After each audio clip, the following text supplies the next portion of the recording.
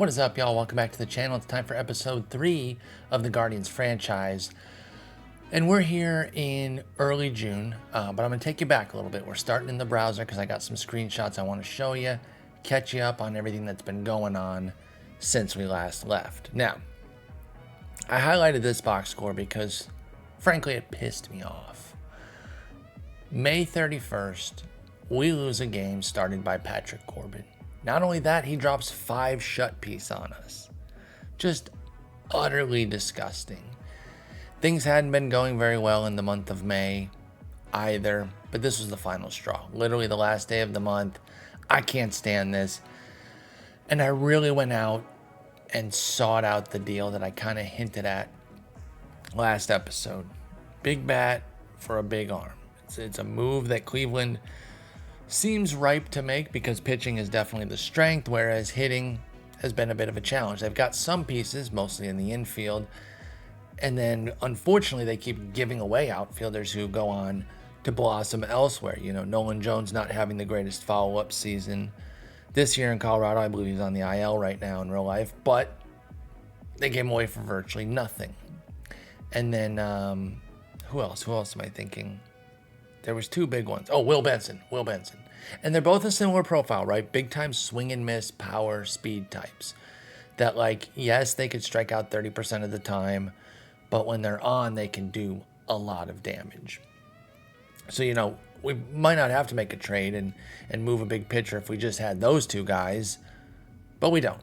So enough griping about that. I went out and I sought our deal. And I found it. And I'm pretty excited about this deal. I'm really, really eager to see what y'all think. We went knocking on the door of a big-time contender. Team that's certainly opening their window and maybe doesn't have to do a deal like this. They could probably maybe keep trying to go with in-house or maybe even trade for something bigger. But we found a deal that they like. I think we put together something really fair here. I don't want to undercut us before I even show the deal. I'm just saying, like, they've made a move like this already in real life. I think they are ripe for another one, depending on how a couple guys who are coming back as of when this is being recorded pan out for them. But enough with the innuendo and the hints. Let's see what we did. We traded Gavin Williams to Baltimore. There you go. You see him in the orange there. What did we get? You can see a lot of names here. It's a sizable deal. But the bottom line is we got Heston Kjerstad as the big primary piece coming back. We also got Kyle Stowers, who's basically an extra outfielder for them right now in the real life circumstance. Like, regardless of how things break, yeah, you need depth. You know, you don't just trade every big piece of depth, but like, he is so extra for them. Just a 25 home run hitting type lefty, strong side platoon guy that they're never going to be able to fit in. So we got him thrown in. Connor Pavoloni, little prospect catcher. Isaac or Isaac De Leon, not entirely sure the pronunciation there, and $1 million. Pavoloni, and De Leon just kind of throw-ins to balance things out. So we give Gavin Williams, big-time arm. Kyle Manzardo also included in this deal, y'all. Now, it was a little tough to give up Manzo because I want to see him pan out. I'm excited for him. I liked him in Tampa Bay. I think it could be a nice piece for Cleveland, you know, with the real life Guardians, but he just wasn't a must keep here for us, particularly because his offense isn't really game changing over at first. And I think Kjerstad and even Stowers possibly can be. We also threw in the Barlow contract, which we didn't just dump that on them. He's a pretty solid reliever, but it also gets one of our few contracts of any substance off the books. And then Jerson Ramirez kind of balances things out. So obviously I can't click on the names and show other stuff because these are screenshots right now. But there it is. There's our big deal that I hinted at last episode. We'll go ahead dive a little bit deeper on Kjerstad and Stowers here in a moment. Just want to get through the rest of these picks. So then we had a big injury to Tyler Freeman. He fractured his finger, out 5 weeks. You can see when I took the screenshot, 3 to 4 weeks left.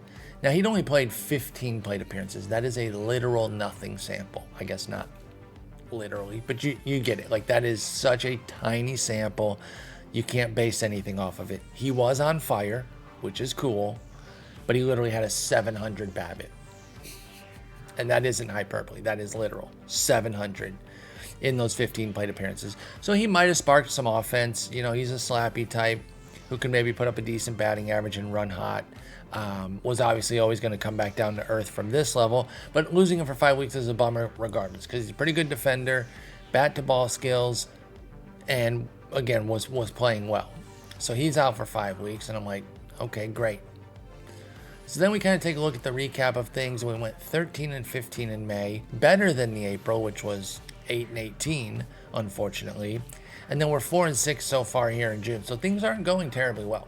29 and 39, we're kind of grinding. We are not having that big fast start that Cleveland is in real life. We decided to eschew that basically as a trade-off for Shane Bieber.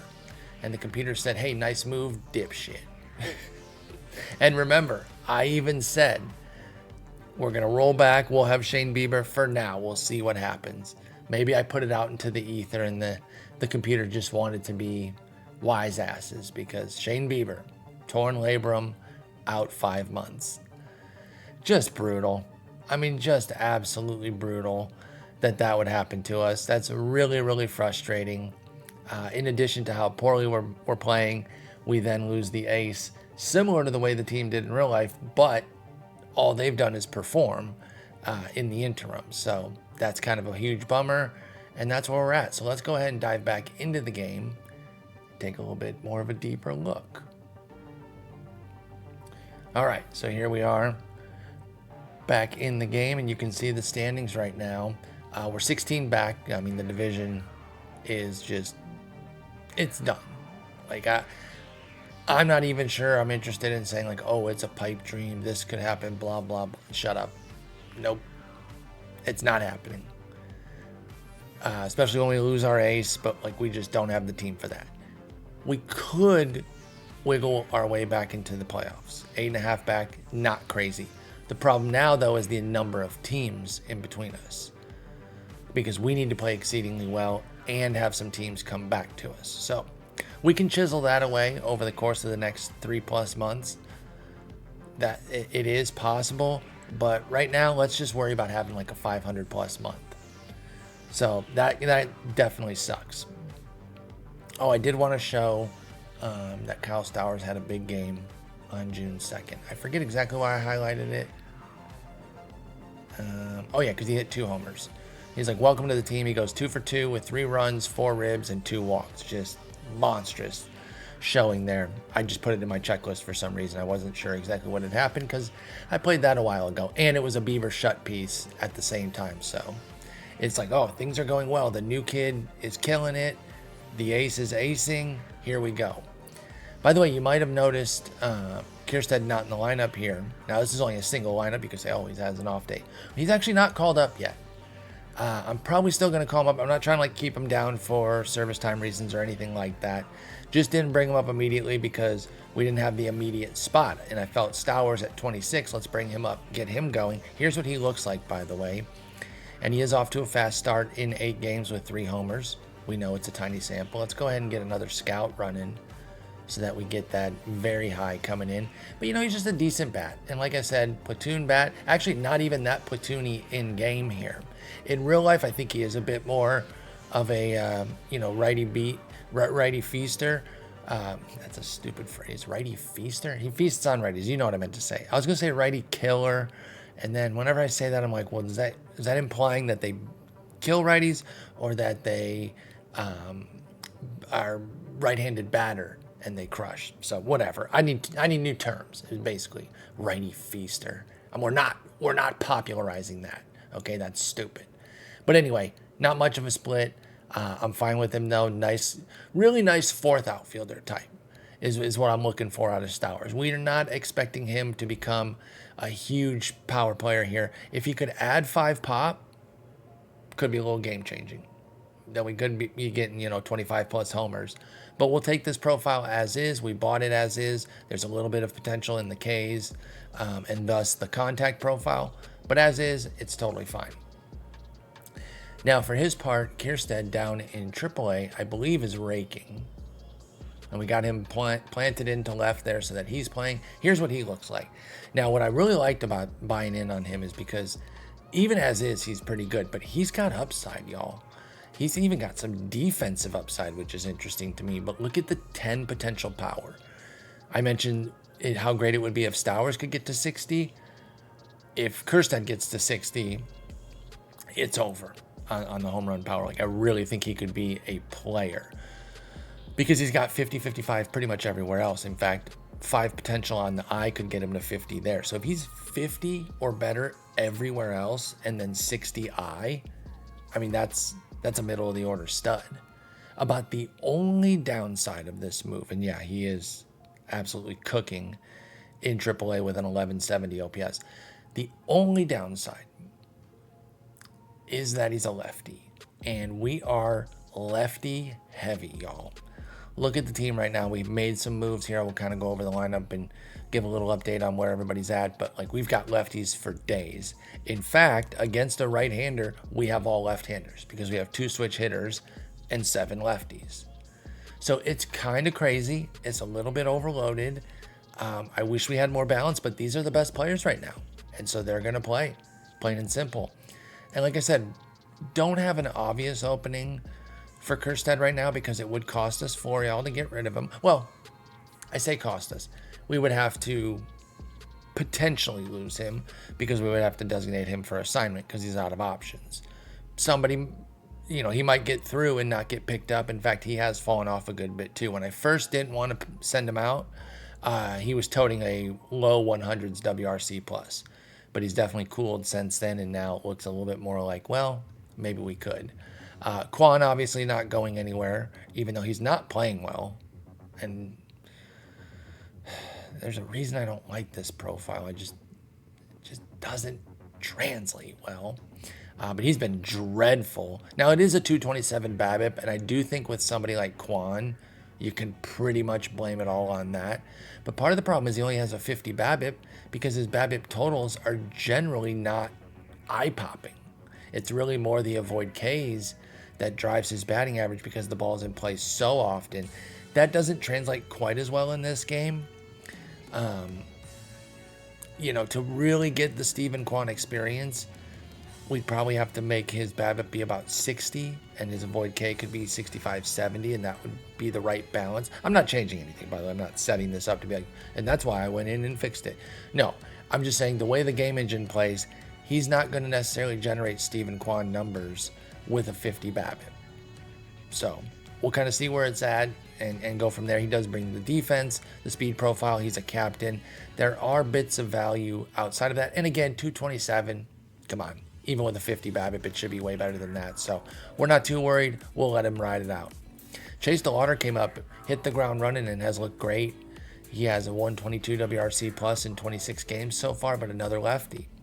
And he's got some power upside here too. 15 potential power that could really turn him into a player.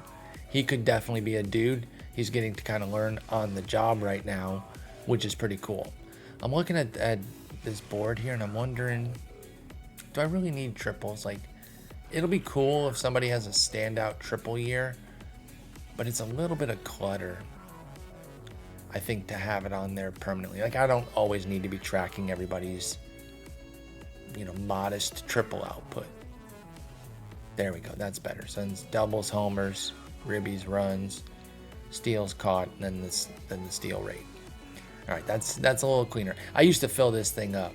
I'd put like 20 stats here. I can get everything, and it's just like such an eyesore, let alone y'all trying to see anything, whether it's on a phone, iPad, or even a large monitor. It would be a bit of a hassle. So I slimmed that down both for myself and for viewers. All right, so we could probably DFA Florial and get Kjerstad called up. Because again, I'm not going to try to keep him down just because we're not playing well and, milk some extra time. I wonder if there's any value for Florial. What if we just go straight up prospect? We don't want somebody that has to come up on the major league team. Can we get anything? Okay, there's some interest. Now I'll just scroll real quick to see if there's any green. Overalls are not the end all be all, but, They can lead you. Okay, nothing pops out. No green, which means nobody 50 or better. So one of these yellows here, which, by the way, Florial himself is a 45 yellow. So I wasn't expecting there to be any green, but I was just like, if maybe there is, then maybe that's where we lean. We lean toward the green. But alas, there wasn't. Matt Sauer. Yeah, I remembered him as like a decent arm over the years. He's not terrible. What kind of opties does he have? All 3 left. Okay, we like that. Let's get a fuller scout on him. Take some time. Maybe a little Luke Murphy. Don't know him. Hayden Sieg. Okay, interesting. Now, I'm usually more for the stuff, especially in today's era. You need those strikeouts, but he kind of reverses the profile. Like, I usually would favor the inversion of this profile, where there's big stuff, solid home run and BABIP, and then modest control. But he flips that on his head. Decent. I think I'd prefer Sauer between the two. Joe Boyle, I know, is going to fit that profile. Yep. He fits that exact profile I just said to a T. Let's go ahead and throw a full scout on him. I will say, with the development lab, I'm much more interested in profiles like this now, where we don't have to hope and pray that the control can go up. We can actually try to, not blunt force make it happen, but we can guide them toward doing it. Now, there's no guarantees, but at least there's a path, and I love it. I'm so excited for the development lab. So I could see Boyle. That would be a fun move. He's certainly intriguing. By the way, I still wish there was a way to turn this sheet into sortable with ratings. So I could go through and say, let me look at all the guys that have 50 control or, 50 power, something like that. That would be so much better. But that's all right. Maybe next year. All right. We'll look at the guys that are 40 and 45 right now. Because again, while overall is not an end-all be-all, you can have some guys that, maybe their true talent isn't fully captured with their overall, and they're better than their 40 or 45 would suggest. It's unlikely that there's going to be like a total hidden gem as a 35, unless they have 40 or 45 potential. Ooh, Randy Vasquez is nicked. Okay, so, excuse me. He ripped his rotator cuff. He's out for 10 months. So this would be a buy low with some risk. Dang. Okay. Probably not available if he doesn't get hurt, though. So I can't even do the whole, well, if he wasn't hurt, we would definitely take him. Because it's like, well, yeah, they wouldn't offer him. Nick McClaffrey? Is this McClowry or something where you don't pronounce it like laugh, even though the word laugh is right there? It's probably some dumb shit like that. But this guy's kind of interesting. Now he's a little bit of a slapster again with the huge gap, but without, again, not great BABIP though. If you throw the 55-60 on the BABIP with this gap power and this emerging eye, could get up to 50, which is capable. I've got more intrigue. By the way, we do have Charlotte here. You might have heard her just huff. Come here. You want to show yourself? You were crying and you had to be in Dad's lap? No, I was not. I was not crying. I was telling him that he needs to do what I say. That's all I was saying. Do you want to lay in your bed? What if we try that?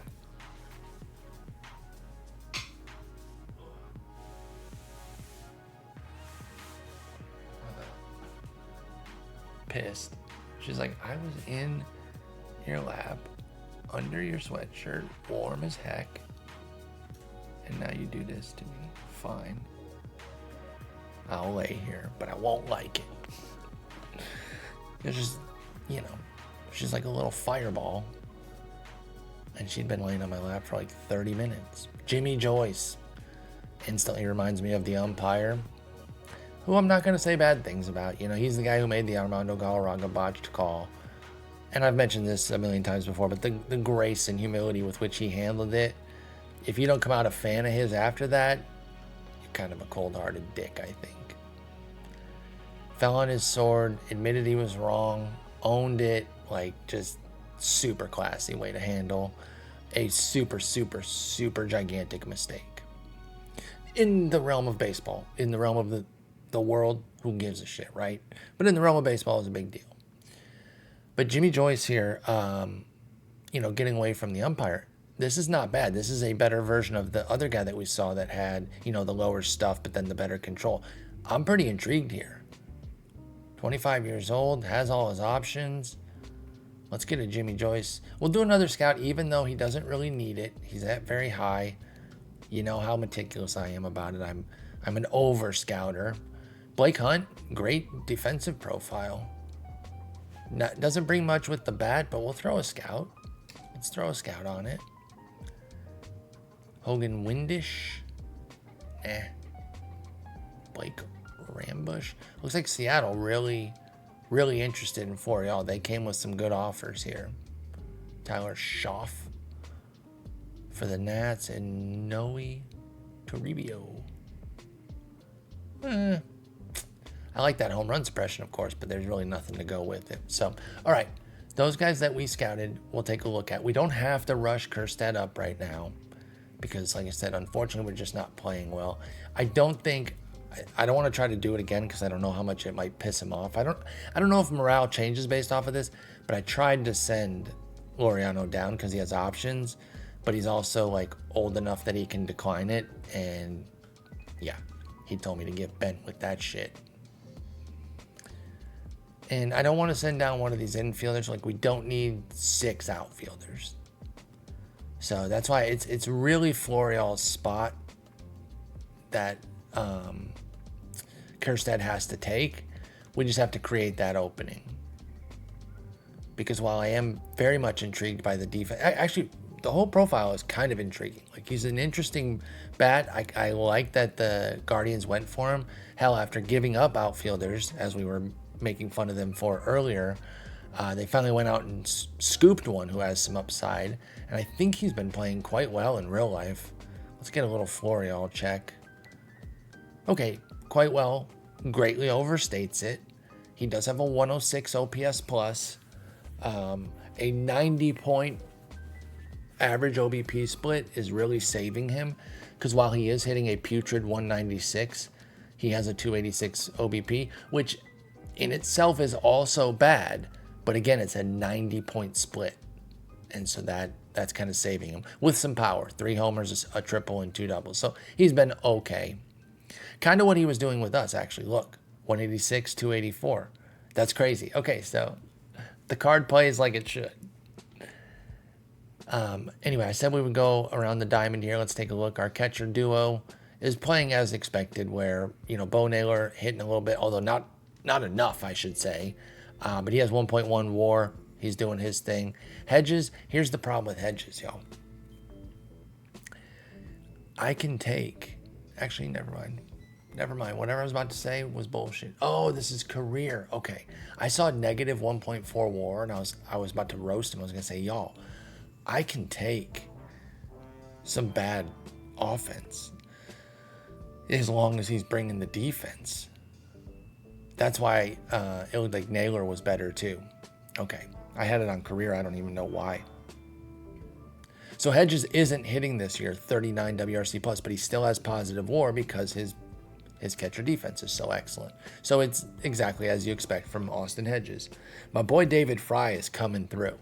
This is a guy I like IRL, and I was excited to hopefully try to fit him in as a little bit of a super util for us in the franchise. And so far it's working. 127 WRC plus. He's been a bright spot on the offense. 5 homers. He's known for being kind of a short side platoon guy where he faces all the lefties. I think both in the game, as he's showing, and in real life, he can be better against righties if they give him the opportunities. And for us, it's panning out. And in real life, it's panning out as well. He's actually been amazing thus far. But it is mostly just beasting and feasting on the lefties. He doesn't have the great platoon split in real life like he does for us. 1144 OPS against lefties, 726 against righties. Meanwhile, for us, it's 836 and 765 lefty righty respectively. By the way, somebody in the comments of the first episode asked for OPS, so there you go. I got you. Happy to put that on there so you can kind of quick see it. So yeah, okay, Hedges is just backing up. I thought I had him starting, but I think I changed it. I think he was starting against lefties, and then Fry was playing like first base or something. I think this was a recent change here. I guess he's only played 6 games. Although that would also depend how many... Okay, yeah, he started 4. That would also depend how many lefties we faced. So that could be part of it too.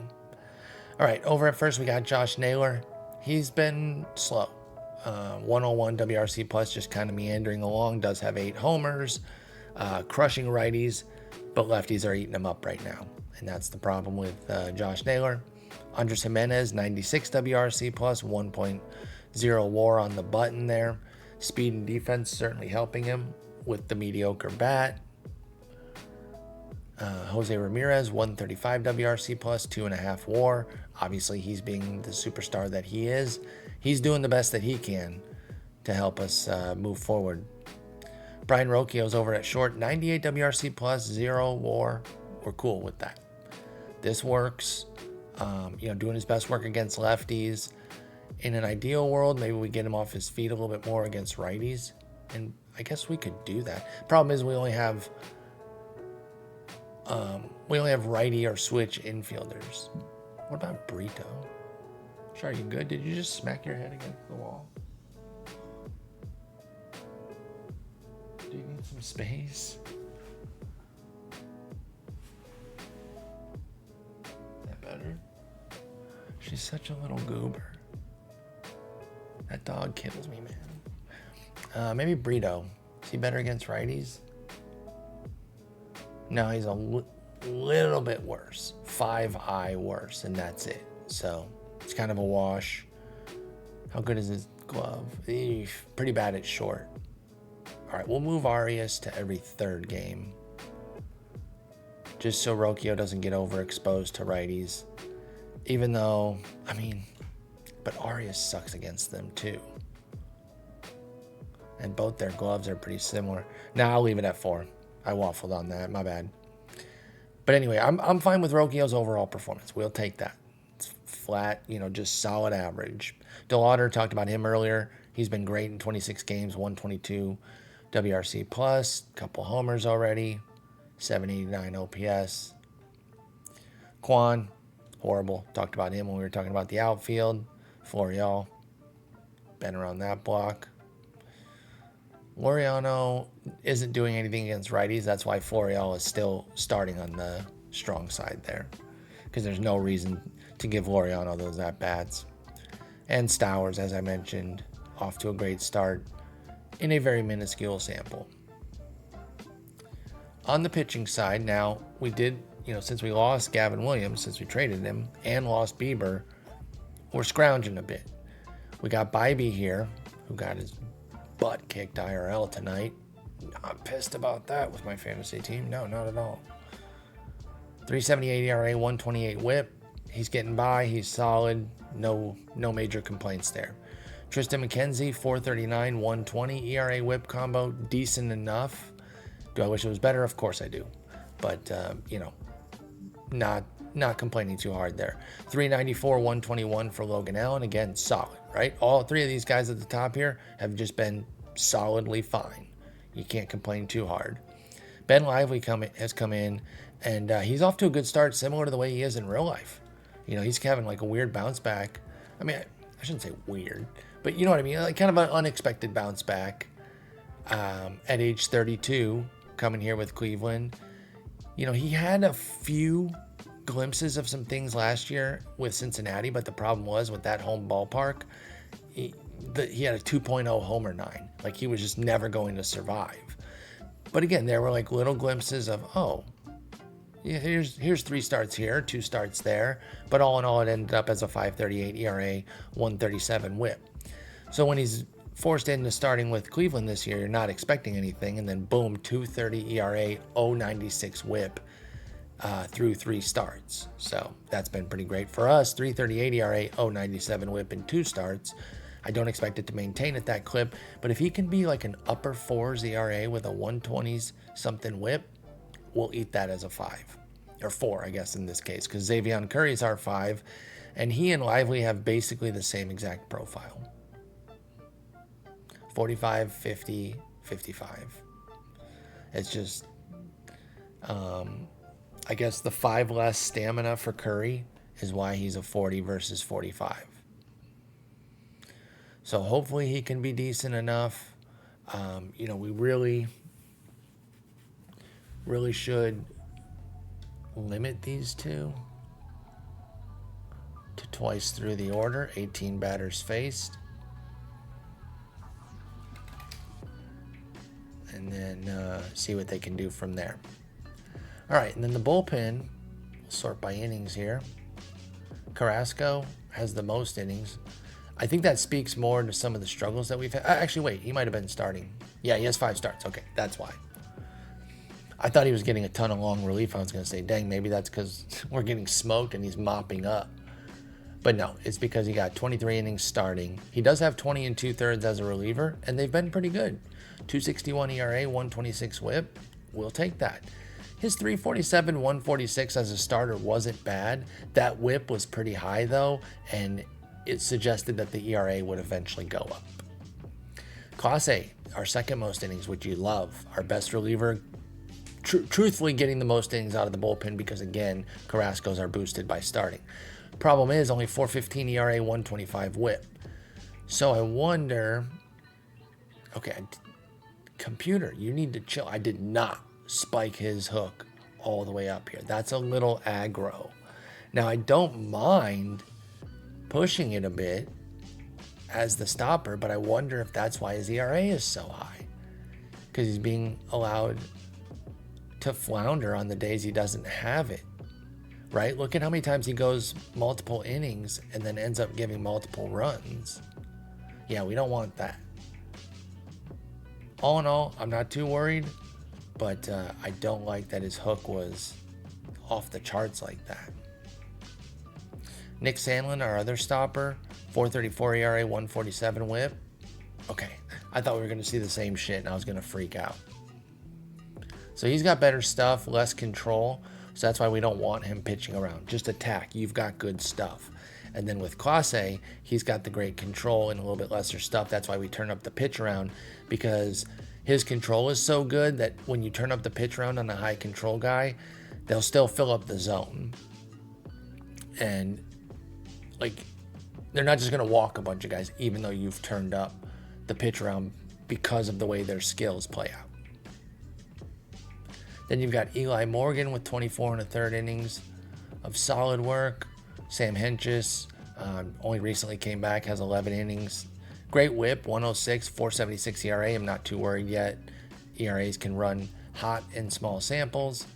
Karinchak just recently came back as well, only has 6 innings of a 6 ERA, 183 whip. He's super volatile, not going to judge him off 6 innings. And then a guy that we recently called up, Franco Alamon, 65 stuff with 70 potential, only 50 control, but like, this guy looks like he could be a dude out of the bullpen for sure. And we would definitely turn down his pitch around an intentional walk. Dang, computer needs to chill with these hooks. I don't think Ailman deserves that kind of hook just yet. Damn. So that's what the team's looking like right now. It's not great, unfortunately. I'm not going to speed through the season and just like do it all in one fell swoop, but we'll pick up the pace a bit. And obviously, barring like, a big run that really brings us into contention, we'll do the draft, we'll do the deadline, see if there's any moves we want to make, and then we'll kind of get through this first season and into the off season. And we don't need to make it linger too much, especially since, unfortunately, right now we're not truly competing. Let's go ahead and close out the episode by finishing off the month here, though, and getting some ball games in. Taking a trip out to Toronto, and they're 42 and 27. They're playing great ball. Let's see what they look like here in a little 3-gamer. Hopefully we'll get some of those scouting reports in for the potential Florial deals. So we split the first two. Tanner Bybee has a little mild shoulder strain. He's going to need 3 days. Excuse me. Strained back there for Rocchio as well. Let's see if we can get the series here.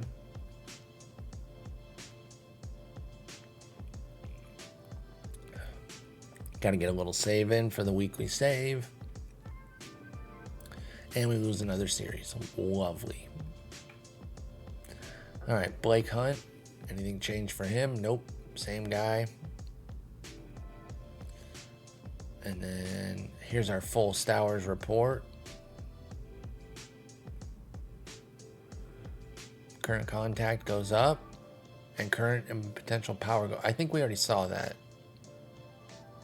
It does say June, though. Well, oh, I meant to... There jogs my memory. I meant to show the June development report. So was Stowers already on that? Maybe that is new. Okay, great. We love it. So anyway, here's the June report. Glad I saw that because it jogged my memory. Eli Morgan gets a little extra stamp, which I do like because he is a solid reliever and he can be somebody who really takes over those middle innings for us. Logan Allen loses some movement, which sucks. Alamon gets the stuff boost on both of his current and his potential. Potential power does drop for DeLauder. That sucks, but the current gap did go up. Joey Cantillo's current movement jumps. Now I'll skip to some of the more important ones. I'm not going to read off every single one. George Valera gets a little power boost. Kerstead, potential power goes up to 60. Potential gap goes up to 55. So the second we got him, our scout was like, yo, this guy's even better than you thought. I love when that happens after a trade. That's why I always do a fresh scout, even if I have very high on them, just because I want to see what our guy thinks. We might have a little development coming here with Tyler Thornton, whose stuff is already at 70, and he's getting a velo boost and a potential stuff boost up to potentially 80. Okay. Current stuff and movement go up for Eric Sabrowski, but he's in Double-A at age 26 with 35 control. So, you know, nothing too crazy there. Khalil Watson gets current, contact, eye, defense, and gap. And yet his potential rating drops from 55 to 50. Okay, weird, but whatever. Oh, and he still has 55 potential anyway. So that's silly. But he's having a run. I think he needs to go to AAA at this point and get the next test. Okay, I was hoping that would change his morale, but maybe he thinks he should already be in the majors. You got to do your AAA time first. Juan Benjamin gets speed, defense, gap. Is he anything? He has a little bit more upside too. Some really low-level prospects here getting some boosts, and I like to see that. Anytime you see in the green pluses, it's good. Jason Chorio, only checking in on him because he's Jackson's brother. He got a little contact boost to his current contact. Louis Aparicio. Oh, wow, that's amazing. Got to be related, right? Maybe? Great-grandson type vibe? I don't know. But anyway, there's the report. We lose to Toronto. Let's see. We get Seattle, Toronto for a little homestand here. After the day off. A couple more scouting reports coming in. Oh, Willie Abreu. I was checking in on him before we did the Kerstead deal. The problem is, I was literally about to say, I wouldn't be averse to going out and trying to get him too. Problem is, he's another lefty. And so, we got Stowers and Kerstead. We don't need another lefty outfielder. I don't even think we need another outfielder. I'm just not sure that, another offensive trade there, unless we get like a big upgrade that really pushes somebody, I think we're good. But Abreu looking nice. Did he jump on anything? Current contact goes up. Current defense comes down, but overall goes up from 55 to 60. So he's looking really nice. Big fan of this guy, Willie Abreu, with the real-life Red Sox. Off to a fast start. All right, let's see what we can do against the M's. What are they up to this year? They're 40 and 34. Okay, so they're doing all right. They won't be easy. Take a first game loss, 2-1, 3-2 win. Rubber match goes our way. Let's go. There we go. So we lose 2-1. McKenzie was great, but the offense wasn't there against Kirby, which no shame in that. Then we bounce back with a 3-2 dub. Lively with another solid one. Only goes 4 in the third, but that's by design. If that's how long it takes to get through 18 batters, that's all he gets. Ramirez hits his 17th, man. Thank God he's still an absolute monster. 15th double as well. Then 8-4 win. Allen, not at his best, but we smoke Austin Voth. And then the aforementioned Jimmy Joyce, who we're still waiting on that scouting report. Although he probably won't change because he's already at very high. It's just if I'm going to potentially trade for him, I just want to see it. And Ramirez did go yard again. 18th. Doubles galore, too. 1, 2, 3, 4, 5, 6 doubles. Hot damn. All right, Toronto, revenge match. They're at 44 and 31. They're good. This will not be easy, but let's see what we can do. Get us an opening win. Damn it, dude. We do not win the first game of series. We win the second. Can we get the third here? Can we go 1-2? I don't know what I was going to say. The framing of it didn't make any sense. I was just going to say, like, can we do the thing again where we lose the first, win the next two? And I was going to say 1-2-2, but that doesn't make any sense. So I stopped myself short. All right, we got the Boyle scouting report. And his stamina drops, which actually I don't like. But 45 is still startable, so I wouldn't be too freaked out by that. We need to get that control up before we would start him anyway. And then, okay, Brody Van Wagenen found this guy. Oh, whoa, whoa, whoa, whoa, whoa. We got a little something here. Juan Di Natale. Okay, we got a little bat. We got us a little something there on the international front. Let's hit that scouting beat in 2 weeks, see what's up. Matt Sowers' scouting report comes in. His potential control drops, okay. And then that's it. Mid-season goal review. Okay. He thinks we've really built the farm up. Cool. I mean, unless he's counting just like Kerstead and maybe even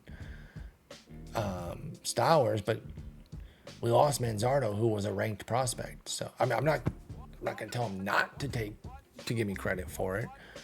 But yeah, I guess we're having some guys move up too. We now have 6 in the top 100, including Kerstead at 14, DeLauder 22, Espino 23, Cantillo 56, Khalil Watson 84, and George Valera 96. So, okay, actually, I will take credit. We are moving the right way. I was a little surprised there at first. I was like, what? Who's possibly moving us up? We don't have any top 10 guys. Well, we just saw that, obviously. But yeah, we're sitting 4, baby. Let's go. We passed the Tigers in our own division. All right, let's beat these Jays. The O's this time. And we did lose Game 3 to the Jays. So we dropped 2 series against them. Can we just go 5-2? Can we just put together a 5-2 run? Frankly, y'all, I don't think we have the pitching for it. If I can just be honest, a little candid moment. So I don't think we're going to be able to do that. But it would be cool if we could. Notice the pitching is really fatigued going into the series here. I kind of think we need an arm.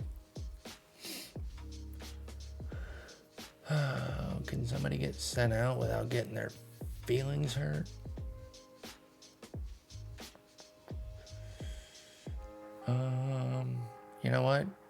Ailman's down to a -5 strikeout minus walk. Although he's one of the few who could actually go today with 73 stamina. Sandlin, how busted up are you going to get if I send you out for a moment? Are you a real team player? Now, we'll just send Ailman. Actually, let's see who we're going to get first. So let's make this make some sense. Can't even bring Heron back up. He's tired. Cade Smith's at 97. Okay, Cade Smith, even though he's not exactly cutting it up, it's good enough. We'll send, you know what? We'll send Morgan down. He's at 23%. We wouldn't use him today. Actually, you know what? 5.19 ERA. Sam Hentges, You're not going to get all out of pocket for a send down, are you?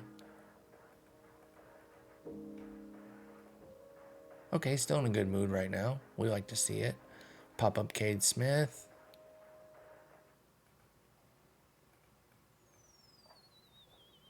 Pop him into middle relief. And there we go. All right. Let's see what that does. Baltimore, how they doing? 43 and 35, so the schedule doesn't quit. Then we get KC after that, and they're 49 and 31. All right, so if we can go 5 and 2 here, it'd be great. I don't think we can. I'm just being honest. I'm sorry. I hate to be negative about it. Tyler Freeman making great progress. He'll be back in 4 days. Let's go. I think that's ahead of schedule. Jimmy Joyce, scouting report comes in. He just got sent out, by the way. He's in Tacoma now. All right, nothing really changes there. That's fine. All right, we lose the first game. Huge surprise. Game 2. All right, we have to win the last 5. And we get swept. Yeah, it's just not going well, y'all. We did win the first 2 against KC, so that's something. Let's send Freeman on a little rehab. Let's get these last 2 games in. Put a bow on this sucker. Can we take 3 of 4 in KC? For the love of Pete, come on. We'll get another player development report too. Hey, we did win. Okay, cool. So there's the Stowers improvement. Potential movement goes up for Curry. Current contact and potential power and current defense go up for DeWater. So he's developing before our eyes. Let's see this power start creeping. Would really love to see that. Valera jumps again. Is this a second jump?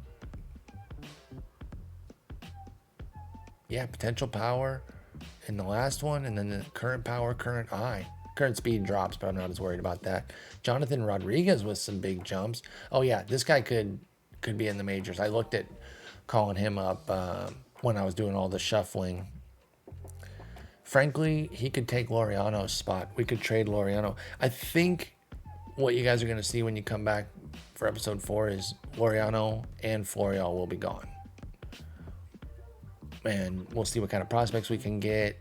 And then I'll call up Kerstead and Jonathan Rodriguez. I almost said Martinez, so I had to find the name. All right, well, the games didn't go well, but listen, I'm not too worried about it. It's the first season. I wasn't clouded by how well they're doing in real life to think like, oh, we need to follow that trajectory.